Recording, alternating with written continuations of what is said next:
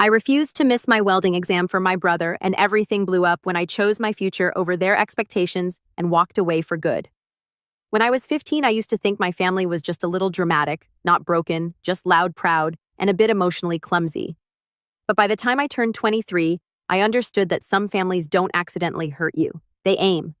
My name's Mason, and last month I passed my welding certification exam. It took 6 years of odd jobs, night shifts, and early mornings at community college to get there. 6 years of sweating through steel fumes and holding flashcards while my hands were too tired to grip a coffee mug. And the night before my exam, the single most important day of my life, my mom cornered me in the kitchen and said, "Your brother needs help moving his couch." I wish that was a joke. I didn't grow up thinking I was the invisible one. It just sort of happened slowly like a water leak under the floorboards. My older brother Chase was always the golden child. He was the kid who got his name painted on the wall above his bed, complete with a little football and 2 stars on either side. While I shared a room with peeling wallpaper and a bunk bed that creaked like it was begging to be put down, Chase was 3 years older than me and somehow always 3 steps ahead. When he barely graduated high school, my parents threw him a backyard barbecue. When I made the dean's list my first semester, Mom glanced at the email and said, "That's nice, honey. Can you take the trash out?" Chase didn't really do school. He floated between jobs like a leaf in the wind. Gym receptionist, then real estate intern, then something involving cryptocurrency that never quite made sense and ended with him accidentally maxing out Dad's second credit card. Meanwhile, I picked up weekend shifts at the scrapyard and studied on breaks because welding didn't come easy to me and neither did sleep. I'm not the genius type. I'm the grind-it-out type, the one who gets up at 5 o'clock and learns by repetition. But in my house, Chase could breathe wrong and get praised for his lung capacity. I could be bleeding from both hands and get asked why I was making a mess. It wasn't all bad, I guess. My grandma Dad's mom was the only one who seemed to see me. She used to call me Maze the Maker because I was always building things, even with scraps. But she passed away when I was 17, and whatever small buffer I had from the family hierarchy went with her. After that, I was just the spare son, the helper, the errand runner, the one who always had time because apparently having goals wasn't real unless you wore a suit or posted about it on Instagram. And Chase. He moved into an overpriced apartment last year with his girlfriend, now ex, and when that imploded, because of course it did, he decided to downgrade to something more modest. That modest place was a duplex 25 minutes across town with a second-floor walk-up and a couch that apparently weighed as much as his ego. He waited until the night before my exam to mention it.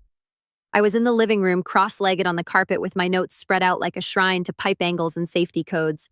He walked in like he still lived there. Technically, he'd moved out, but the house still had his scent, expensive cologne, and entitlement. "Yo, Maze," he said, flicking a rolled-up pair of socks at my leg like we were 12 again. "Need your help tomorrow morning. Couch is a beast." I blinked at him. "Tomorrow's my welding test." He paused. "Oh, right. You're still doing that." Still doing that, I looked over at my mom, who was making tea in the kitchen. She hadn't said anything yet. She didn't even glance at me. "I've been studying for months," I said carefully, trying not to sound defensive. "I need to be there at 8 o'clock sharp. It's the practical exam." Chase groaned. "Dude, it's just one morning. I'm not asking for a kidney." That's when Mom turned around and finally chimed in. She didn't yell, not yet. Her voice was sweet, that fake calm she used when she was winding up for something worse. "Honey, your brother's trying to build a real life. He can't do everything on his own." My hands went cold. "And I'm not." She didn't answer. Just gave me that tired look like I was being dramatic for even daring to put myself on the same playing field. Then she added, "I just think you could reschedule or skip it. There'll be other tests." I laughed. Actually laughed, not because it was funny, because it was unreal. "I've already paid the fee and you can't reschedule it for another 6 months. This is my shot." Mom set her mug down harder than necessary. "So you're saying no, I'm saying I can't, I won't." And that's when the screaming started. She snapped like a rubber band pulled too tight. "He's trying to build something for himself. You're just playing pretend with your little metal toys. Welding. Really? You think that's a real job? You think that's going to take care of you?" Every part of me wanted to shrink, but something else, something sharp started to rise in my chest. I stood up slowly, and for once I didn't apologize. I didn't beg to be understood. I just picked up my notes, walked past Chase, and headed to my room. My dad, silent as always, pretended to scroll on his phone in the hallway. That night I didn't sleep much. I kept thinking maybe I was being selfish, maybe I should have just helped and rescheduled. But then I remembered all the times I'd been the one bending, the one saying yes, the one putting myself second so that Chase could be first again and again and again. So I packed my things, not all of them, just enough. My boots, my helmet, my notes, and my favorite hoodie, the one with the scorched sleeves from that summer I helped rewire a metal barn roof. And I left quietly. No speech, no drama, just a front door closing at 1:47 a.m. and the sound of my old Civic starting in the driveway. I slept in my car that night, and the next morning I passed my welding exam. I figured that would be the end of it, that they'd ignore me like usual, pretend I was just having a phase and wait for me to come crawling back with an apology and a wrench in hand. But that's not what happened, because when I left, I took more than my backpack with me. I took the last thread holding their illusion of normalcy together. And without me there to prop it all up, their whole little house of cards began to collapse. But I didn't know that yet, not then. I was just a guy with a certification, a sleeping bag, and a quiet kind of rage that I'd spent years swallowing, a rage that was finally starting to grow teeth. For the next few days after I passed my welding exam, I floated in this weird limbo between exhaustion and pride. I hadn't told anyone at home. No text to mom, no call to Chase, not even a, "Hey, I passed." It felt too sacred to share with people who would just roll their eyes or nod politely and ask if I considered getting a business degree instead. I just kept to myself, crashing on a buddy's old futon nursing coffee like it was for fluid, and thinking for the first time in years that maybe, just maybe, I could have a real life that belonged to me. I figured they'd try to contact me, that there'd be at least a half-hearted attempt from someone in the family to pretend like they cared. But radio silence, not even a thumbs up. Emoji from Dad, which, if you know, my dad is communication. The only ping I got was from Chase 2 days later. "Didn't expect you to actually flake. Nice." No question about the test. No acknowledgement of what I'd been working toward for years, just that. I didn't respond. Then a week later, the guilt campaign began. It started with a text from Mom. "You've made your point. Can you please stop punishing your family for loving you?" I stared at the message for a full minute before setting my phone down without replying. Loving me. That's what that was. Screaming at me for prioritizing my future, dismissing my entire career path as pretend.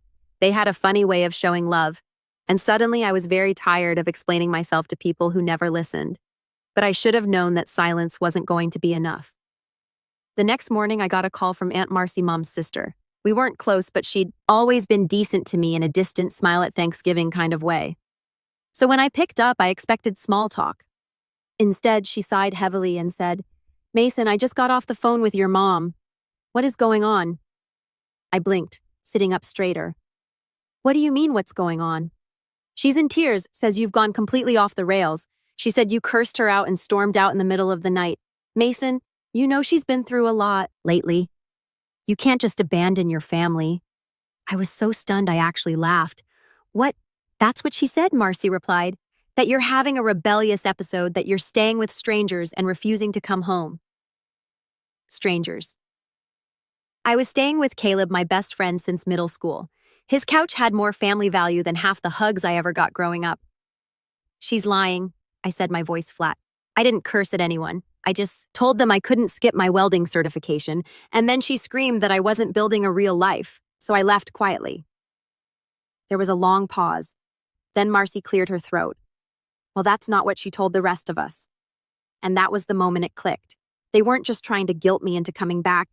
They were trying to rewrite the story to make me the unstable one, the ungrateful son who stormed out instead of the one who finally stood up for himself. And in that version of the story, Chase got to stay the hero, the one who tried, who needed help. And I was the one who caused pain. I ended the call pretty quickly after that. I wasn't rude, but I didn't sugarcoat things either. And Aunt Marcy, she didn't say much in return. I could tell she didn't want to get involved. 2 days later, Chase posted a picture on Facebook. "Big thanks to all the real ones who showed up and helped me move. Appreciate the love." In the photo, he's standing next to 2 of his gym buddies, smiling like he just landed a movie deal. And in the comments, Mom wrote, "So proud of you, sweetie, starting your new life with integrity and grace." Grace, integrity. That was it. That was the moment I felt at the snapping point. Not anger, not even sadness, just this deep bone-level clarity. They weren't ever going to understand. And worse, they didn't want to. They liked the story where I was the bitter failure, too stubborn to see how good I had it. It was cleaner that way, easier to digest. But I wasn't going to play along. That week, I started making moves. Caleb hooked me up with a guy he knew at a fabrication shop across town. It wasn't fancy, but the pay was decent, and they needed welders who actually knew what they were doing. I showed up with my certification in hand and a fire in my gut. The foreman shook my hand, looked at my sleeve burns, and said, "You'll fit right in." It wasn't glamorous. I burned through gloves faster than I could replace them. My boots smelled like molten metal by day 3, and my lunch breaks were 10 minutes of silence in a gravel parking lot. But for the first time in years, I wasn't pretending. I was building something, earning my way, and still nothing from home. No congrats, no how's the job. Just silence except the occasional text from mom that read like passive-aggressive greeting cards. Family isn't supposed to be this hard. You used to have such a kind heart. Don't let strangers turn you against your blood. Blood. They loved that word when it suited them. Then came the phone call I didn't expect. I was 3 weeks into the new job when Dad called me. Actual call, not a text, and said, "We need to talk, in person." I hesitated, but something in his voice sounded off. So I agreed. We met at a diner halfway, between my place and theirs. I showed up in my work boots and a sweatshirt I hadn't washed in 2 days. He came in wearing his old windbreaker, looking like he hadn't slept. We sat. The silence was thick. Then he said, "Your brother got fired." I didn't say anything. He made some bad calls with that crypto nonsense, spent more than he made. His lease fell through. He needs a place to stay. I stared at him. Okay. Dad looked uncomfortable. Your mother and I were hoping he could move back into the house for a while, just until he gets back on his feet. I almost laughed again. That's fine. It's your house. Dad rubbed his temples. Thing is, we were hoping you could move back too. Help out with bills. Chipping. There it was. The real reason. They wanted me to fund Chase's comeback tour. I leaned back in the booth. Let me get this straight. He blew his rent, lost his job, and now you want me to help pay the mortgage while he sleeps in his old bed and plays entrepreneur in the living room. Dad didn't answer. I just got certified. I'm finally working. I have a shot at something. And you want me to give that up for him? He's your brother, Dad said. He needs us. I looked him dead in the eye and said, so did I. And then I got up and left. I didn't cry. Not in the car, not back at Caleb's. But something inside me finally settled. A decision. A turning point. I was done begging to be seen. Done auditioning for a role I was never going to get. But just when I thought the worst was behind me, when I thought the absurdity had peaked, it happened. The betrayal. It came in the form of a letter. Not an email, not a text. A letter. I got home from work one evening and Caleb handed it to me, eyebrows raised. Looks official, he said, from your parents. I opened it with grease-stained fingers. Inside was a formal notice. Not legal, but close. By C. Typed-up message on letterhead that said, essentially, we've decided it's time to make some financial changes. Since Chase is in transition, we've allowed him to sublet your old room. In order to access your remaining belongings, please coordinate with him directly. Any items unclaimed by the end of the month will be considered forfeited. I read it 3 times. They gave my room to Chase, without even asking, without a word. And the cherry on top, Chase had signed the bottom of the letter, just a little signature scribbled in blue ink, like it was a business deal. I didn't go into Caleb's house that night. Not right away. I stood on his porch for a good 20 minutes just staring at the letter. Reading it, rereading it, trying to convince myself I'd misunderstood something. Anything. That maybe it was a joke, a prank, a twisted way of calling me back home. But it wasn't. It was real. Typed, signed, and mailed with intention. They gave my room to Chase. They erased me. Again. Like I'd been a placeholder until their real son got back on track. I walked down to the curb and sat on the edge of the street, arms on my knees, letter crumpled in my fist. That's when I realized it was already creased down the middle, folded carefully, deliberately, which meant someone, probably my mom, sat down at a table, typed it all out, and folded it like she was sending a wedding invite. There was no hesitation, no conflict, just quiet dismissal. That was my rock bottom. Not the letter, not even the room. It was realizing I had been so easy to cut out that they didn't even bother lying to soften the blow. They didn't say temporarily. They didn't say we hope you understand. They used the word forfeited, like my life was a package left too long on their porch. Return to sender. I didn't tell Caleb that night, just nodded when he asked if I was good and went into the guest room. I laid on the pullout, turned toward the wall, and let the weight of everything settle on top of me like the ceiling had caved in. Over the next few days, I didn't talk much. I went to work, welded whatever needed welding, and kept my head down. I didn't mention the letter. Didn't bring up Chase. I think Caleb sensed something was wrong. He's the kind of friend who knows when to back off. But I could feel myself shrinking, like I was becoming someone else, someone quieter, numb.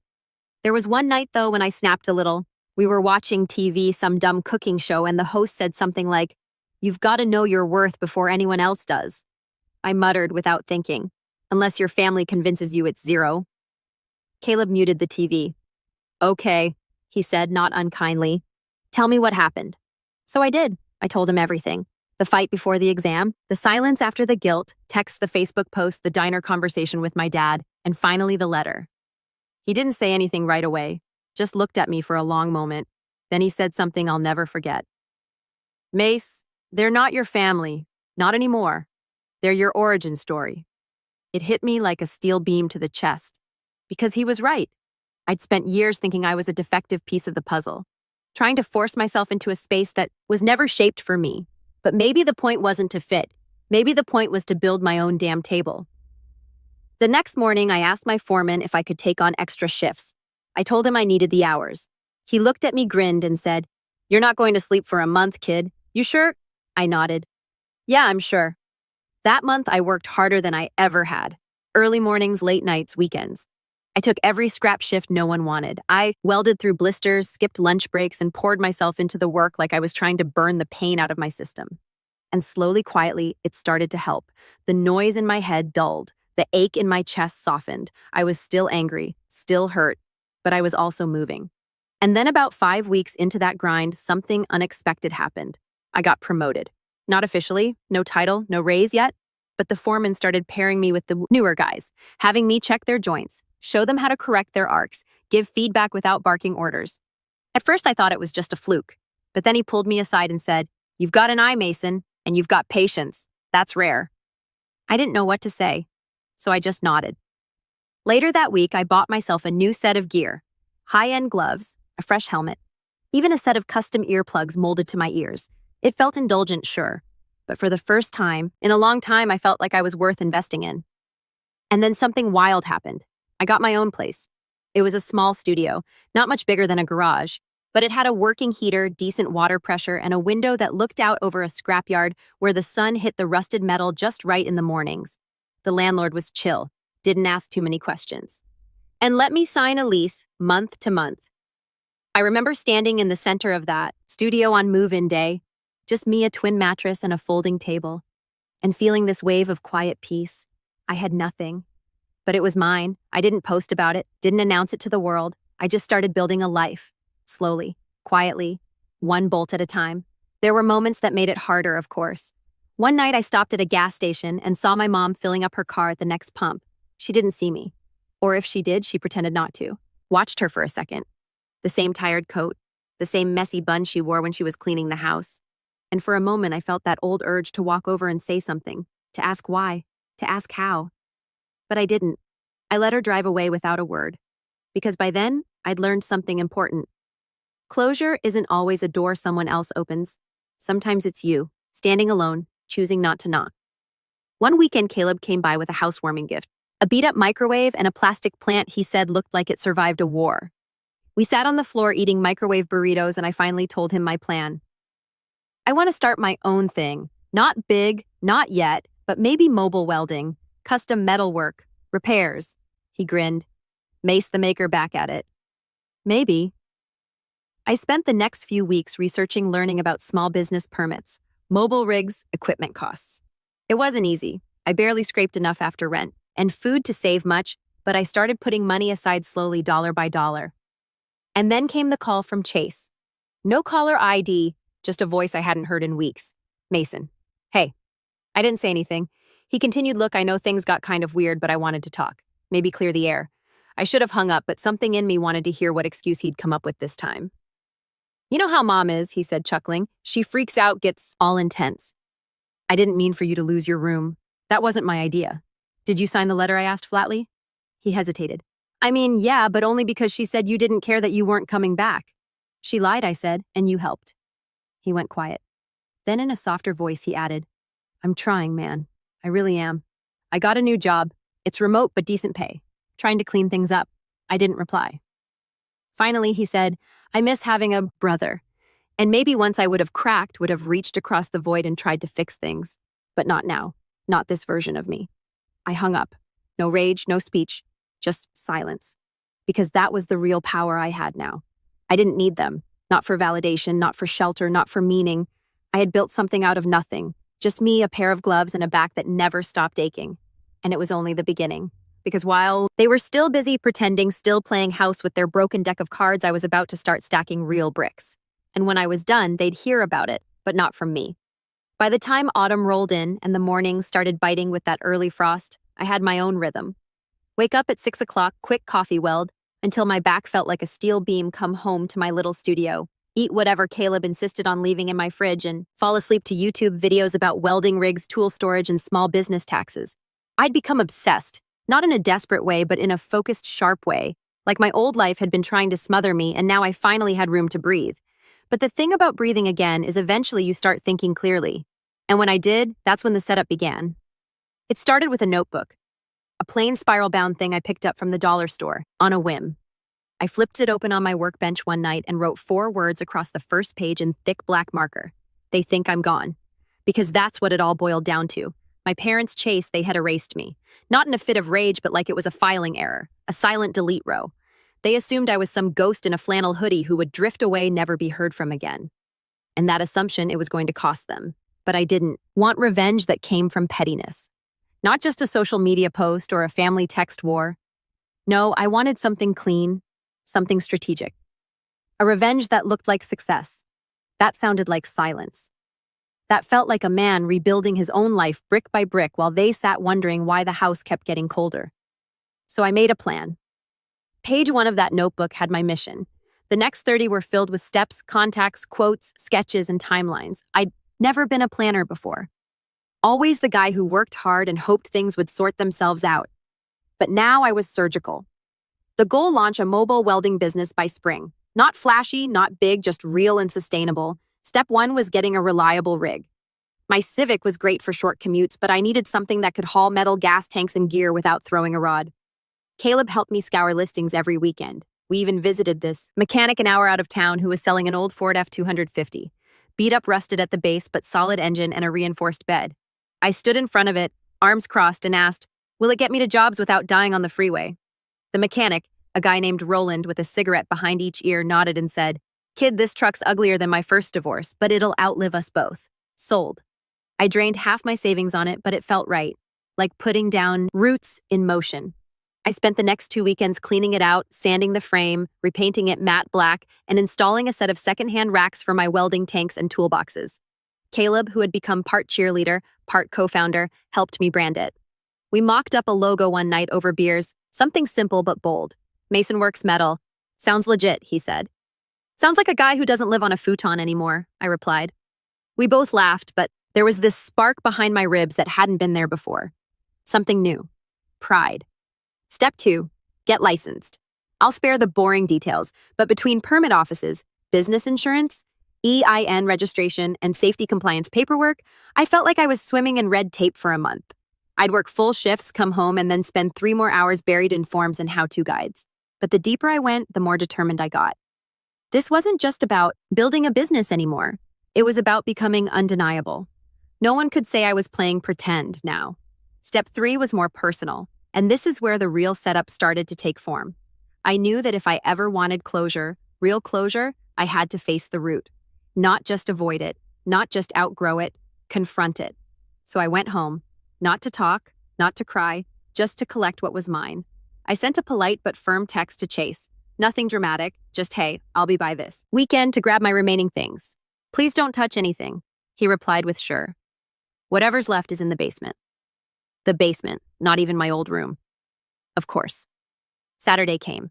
I rolled up in my truck, parked halfway down the block, and walked up the driveway with gloves in my back pocket and my heart beating like a war drum. The house hadn't changed. Still had the same cracked mailbox and plastic flamingo stuck in the flower bed. It looked smaller than I remembered. Less like a castle, more like a cage. Chase opened the door wearing gym shorts and a tank top like he hadn't aged a day. He gave me a nod like we were still boys in the backyard throwing rocks at the fence. I didn't return it. You can go around back, he said, gesturing toward the garage. Stuff's by the water heater. I said nothing and walked past him. The basement smelled like mold and old memories.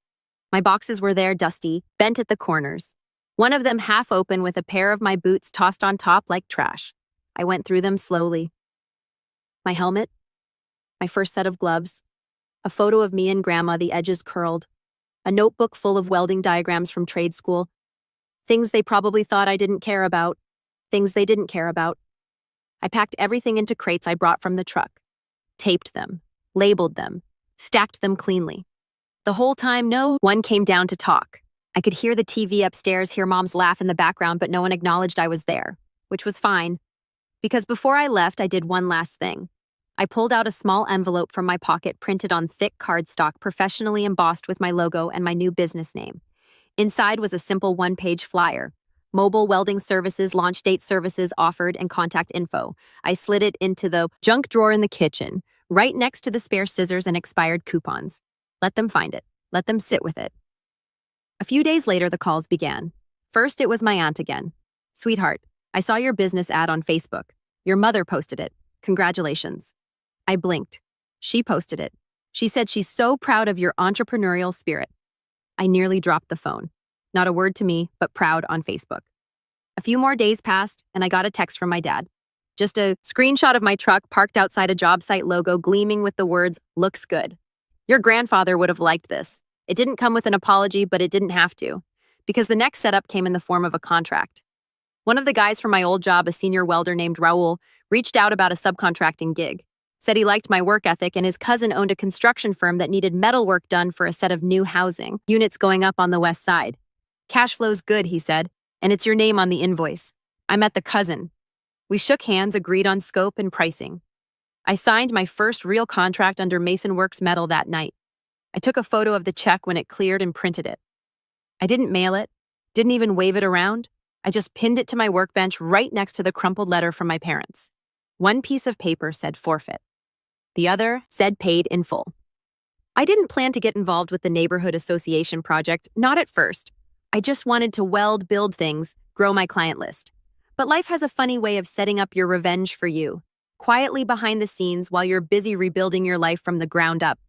It started with a woman named Sharon. She was in her late 50s, ran the local neighborhood association for the Oakview Expansion Project, a mid-tier, suburban development on the edge of town. Her husband had seen my truck at a job site, snapped a picture of the logo, and gave her my number. She called me the next day. We're looking for someone to fabricate custom railings for 20 new units, she said, and possibly assist with some gate restoration on the older properties. Your name came up. You come highly recommended. I nearly dropped my phone. This wasn't just a big job, this was a public job. High visibility, consistent work, a contract that would not only pay my rent 6 months in advance, but give me something more valuable, credibility. I met her at the site, gave her my pitch, showed her photos of previous work certifications, insurance.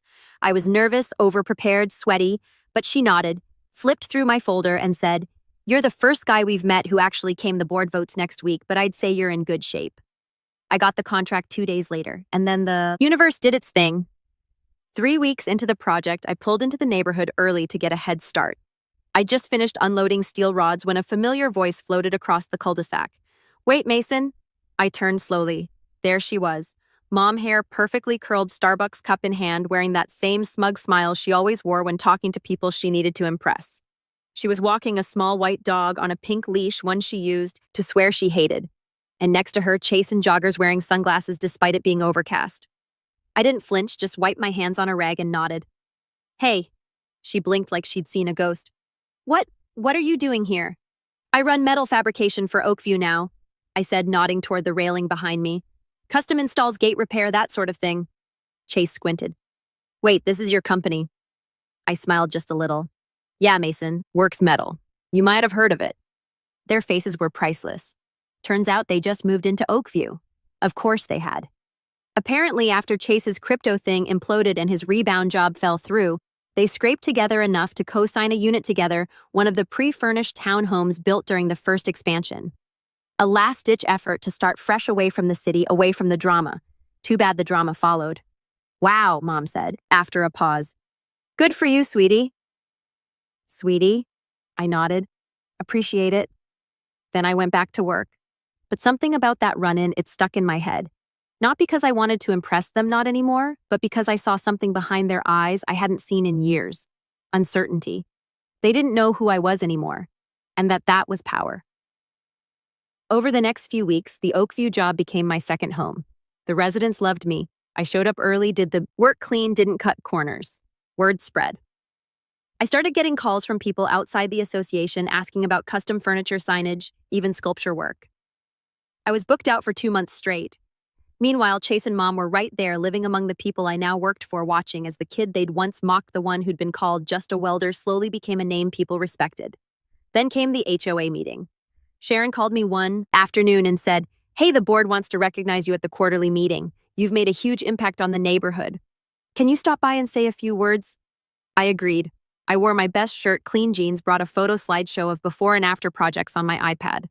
The meeting was held in the community clubhouse, same place where they held family barbecues and wine nights.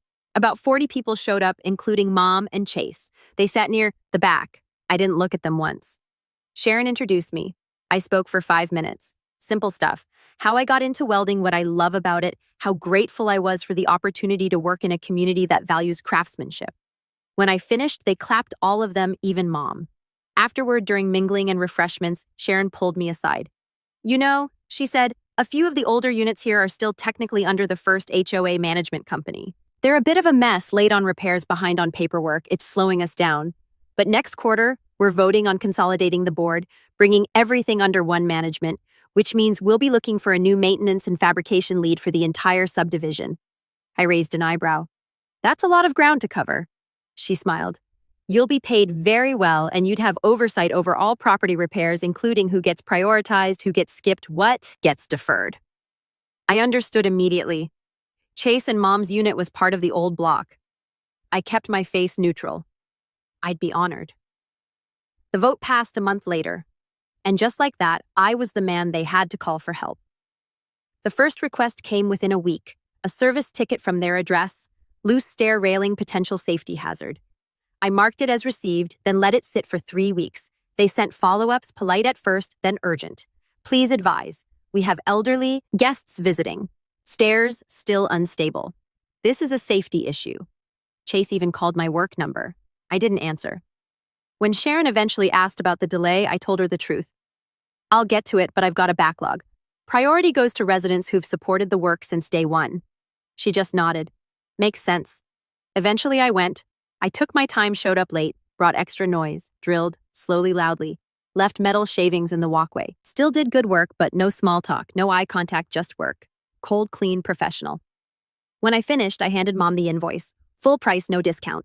She took it with shaking fingers. Before I turned to leave, I said, "By the way, your faucet's leaking upstairs." She blinked. "What?"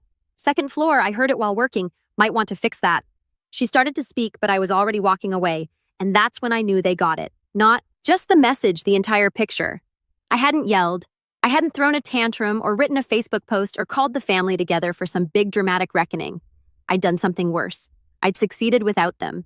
I'd built something they couldn't touch, couldn't dismiss, couldn't take credit for. And now they had to live in it.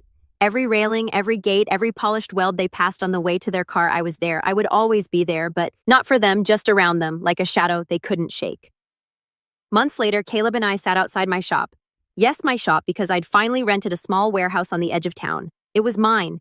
The business was steady. I had 2 part-time guys working weekends. I had a waiting list. And most importantly, I had peace. "Ever think you'd come this far?" he asked, cracking open a soda. I looked around at the truck, the shop, the silence, then smiled. "No," I said, but I knew I'd leave them behind. And that's exactly what I did. They tried to bury me, but I wasn't gone. I was welding the foundation they'd never get to stand on.